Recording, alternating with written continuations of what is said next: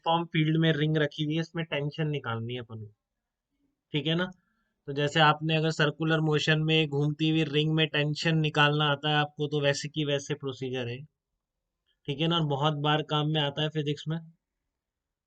ठीक है ना, अगर आपको घूमती हुई रिंग में टेंशन निकालना आता है, तो ये बिल्कुल सेम प्रोसीजर है कि यहाँ पर हम क्या करेंगे कि स्मॉल एलिमेंट मान लेंगे।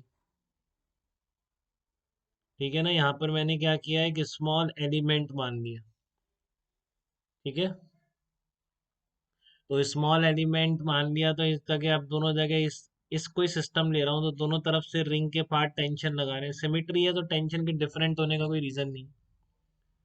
ठीक है ना, सिमेट्री की वजह से टेंशन के डिफरेंट होने का कोई रीजन नहीं। ये मान लो एंगल बाई सेक्टर हो गया है इसका। ठीक है ना, कोई सा भी एलिमेंट ले सकता हूँ इस तरह का, ये एंगल बाई सेक्टर हो गया। और मान लेते हैं ये वाला जो एंगल है ये कितना है, डी थीटा एंगल है। ठीक है, तो ये जो एलिमेंट आपने लिया इसकी लेंथ मैं लिख सकता हूँ क्या, D L equal to R D theta length लिख सकता हूँ उसकी, देखो दिक्कत तो नहीं किसी को। ठीक है, और ये लाइन जो है आपकी इस लाइन के पैरेलल है, जो ये वाली लाइन ड्रॉ किया आपने। तो ये एंगल आपका डी थीटा बाई टू है, एंगल बाई सेक्टर था, ये भी डी थीटा बाई टू हो जाएगा। बताइए ये भी कितना हो जाएगा, डी थीटा बाई टू हो जाएगा। और ये जो हॉरिजेंटल लाइन है यहाँ पर रेडियस के परपेंडिकुलर टेंजेंशियल है, तो ये और ये पॉइंट इसके बहुत क्लोज है बेटा, तो ये एंगल भी 90 डिग्री है पूरा। ठीक है ना, तो ये जब डी थीटा बाई टू है तो ये 90 minus D theta by to होगा यहाँ तक। ठीक है ना, ये डी थीटा बाई टू, तो 90 minus D theta by two, तो ये वाला कितना आ जाएगा आपका, ये भी डी थीटा बाई टू आ जाएंगे दोनों एंगल। तो ये बहुत कॉमन प्रोसीजर है, सबने कर रखा होगा, 2-3 बार हो जाता है पूरी फिजिक्स में। ये कोई भी एलिमेंट ले सकते हैं अपन, इसका रिंग का दोनों तरफ से टेंशन जो लगेगी, तो आप ध्यान भी रख सकते हैं, आपको याद हो जाना चाहिए, इतनी बार होता है कि ये कंपोनेंट कौन सा आता है। हाँ बिल्कुल अनुराग, यही आ रहा होगा बेटा, वेरी गुड। ठीक है ना, तो आपका ये कितना आ गया, two T sine D theta by two toward the centre आ जाए। और ये किससे बैलेंस हो रहा है, इस एलिमेंट पर जो मैग्नेटिक फोर्स लगेगा उससे बैलेंस होगा ये। ठीक है ना, इस एलिमेंट पर जो मैग्नेटिक फोर्स लगेगा उससे बैलेंस होगा। खुशी कुछ पूछ रहा हो? हाँ इशिता बोलो। ये वाला दोबारा बताओ। ये क्या सिस्टम क्या लिया है, क्लियर है आपको, एलिमेंट ये वाला। तो इस पर एक टेंशन फोर्स लग रहे हैं, टेंशन फोर्स क्लियर है बेटा। ठीक है ना, तो इस टेंशन के दो कंपोनेंट कर लिए, देखो T cos D theta by to एक इधर आएगा, और ये जो आएगा इस डायरेक्शन में ये T sine D theta by two आ इस।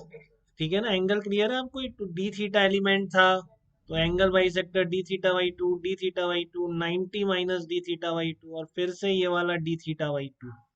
ठीक है ना, क्योंकि ये जो एलिमेंट है इसके बहुत क्लोज है, तो ये दोनों लाइन पैरेलल है, तो टेंजेंट इसके टेंजेंट के दोनों लाइन परपेंडिकुलर है। ठीक है ना, तो अब आपको वैसे भी ध्यान रखना है इसी तरह, ये two T sine D theta by two force आता है बेटा, बहुत जगह आता है। सर्कुलर मोशन में भी सेम प्रोसीजर है, वो भी क्वेश्चन बता दूं अगर मैं आपको, कि मान लो रिंग ओमेगा से घूम रही है, तो आपकी टेंशन कितनी है इस मेटल रिंग में। ठीक है ना, तो बिल्कुल इसी तरह से करेंगे, और आप इस डायरेक्शन में जो फोर्स आएगा, इस डायरेक्शन में इस वही एलिमेंट लेंगे, बिल्कुल सेम प्रोसीजर है, सेम एलिमेंट। तो इधर कितना आ जाता है, two T sine D theta by two आ जाता है।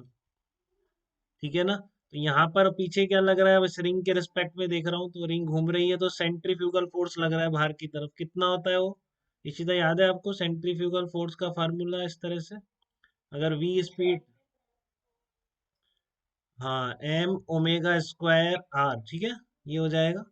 तो यहाँ पर two D sine theta by two को आप D M into omega square R से बैलेंस करते हो, डीएम मास है इस एलिमेंट का। ठीक है ना, यहाँ पर two T sine D theta by two को किससे बैलेंस करोगे, मैग्नेटिक फोर्स से बैलेंस करोगे। तो इस डीएल लेंथ पर मैग्नेटिक फोर्स लिख सकते हो क्या, जो डीएल लेंथ पर करंट आई चल रहा है, यूनिफॉर्म मैग्नेटिक फील्ड बी मान लो आप। ठीक है, तो मैग्नेटिक फोर्स लिखने में दिक्कत तो नहीं आएगी किसी को, देखना क्या लिखेंगे, इसी तरह बता सकते हैं हम, magnetic force on DL length. बताओ। देखो डीएल वेक्टर ये है और बी वेक्टर ये है, किस डायरेक्शन में आएगा देखो ये क्लियर हो रहा है कि सीधा डीएल वेक्टर करंट के अलॉन्ग मानते हैं।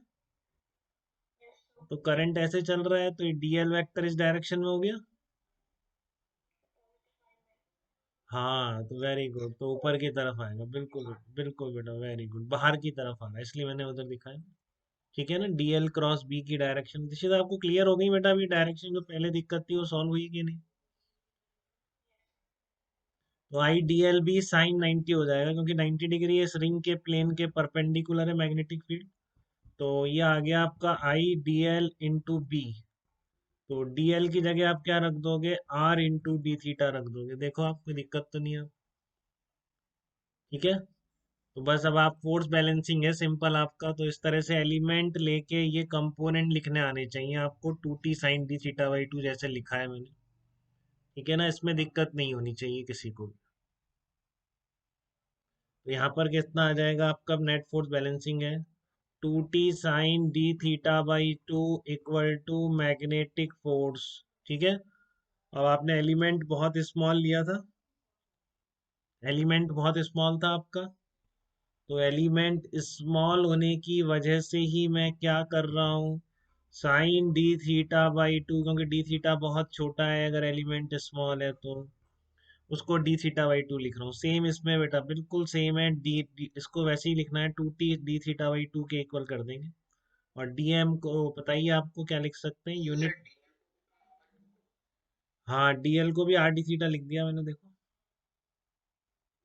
तो यहाँ पर भी ये जो आप एलिमेंट लेंगे डीएम को क्या लिख देंगे, यूनिट लेंथ का mass into are D theta. तो ये क्वेश्चन भी आना चाहिए, दोनों एक से क्वेश्चन है बिल्कुल। घूमती हुई रिंग में टेंशन निकालना, बार बार रेफर कर सकता हूँ उसको, तो आपको स्ट्राइक करना चाहिए मैं क्या कहना चाह रहा हूँ। ठीक है ना, घूमती हुई रिंग में टेंशन मतलब इस तरह से जो आपका एलिमेंट करके बैलेंस करके अपन निकाल लेते हैं, वैसे ही यहाँ पे किया है बिल्कुल। तो आपका एलिमेंट स्मॉल है इसलिए sine D theta by two is approximately d theta by two. तो आपने इसको कर दिया two T D theta by two equal to magnetic force. Magnetic force ये लिख रखा है आपने I B R into d theta. देखो टेंशन की वैल्यू कितनी आ गई, आई बी आर आ गई क्या बेटा बताइए। टेंशन घूमती हुई रिंग के मेथड से ही इस तरह की मैग्नेटिक फील्ड में रखी हुई रिंग जिसमें कि करंट चल रहा है, उसमें भी आपने टेंशन की वैल्यू निकालनी। ठीक है ना, ऐसे इसमें भी आप निकाल सकते हैं ओमेगा या जो भी आपसे पूछे। ठीक है ना, या टेंशन दे के ओमेगा पूछ लेता कई बार, ओमेगा दे के टेंशन पूछेगा तो यहाँ से भी आ जाएगी, इन दोनों को इक्वल कर देना। और डीएम को क्या रख देना होगा, बस यूनिट लेंथ का मास रिंग का इंटू आर डी थीटा। मुझे यहाँ तक बताइए बेटा, इस प्रॉब्लम में डाउट तो नहीं है किसी को, काफ़ी स्ट्रेट फॉरवर्ड प्रॉब्लम है और बहुत वाइडली यूज है, एक बार सीख जाते हैं तो फिर गलती बिल्कुल नहीं होनी चाहिए। ठीक है ना, अगर आप एक बार सीख गए तो फिर गलती बिल्कुल नहीं होनी चाहिए। ठीक है, देखो दिक्कत तो नहीं है किसी को इसमें।